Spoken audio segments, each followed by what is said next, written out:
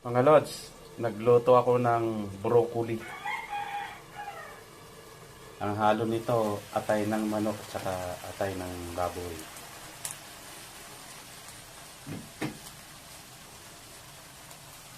Nagluto rin ako ng fish fillet. Sarap nito. Ito, ilalagay na itong broccoli.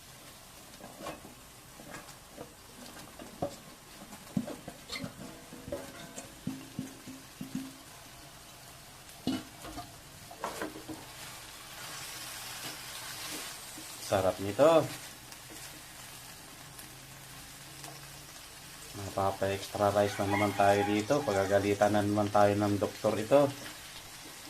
Pag mapapa-extra rice.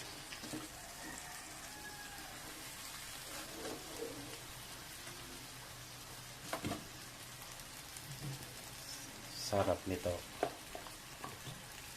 Lagyan natin ng konting mainit na tubig para hindi matuyuan.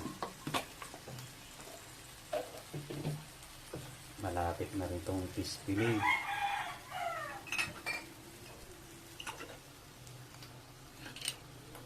Konting oyster sauce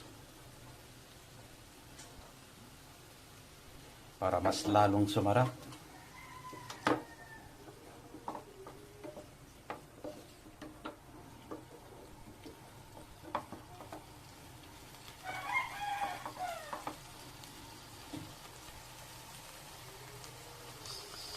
Sarap nito, saglit na lang.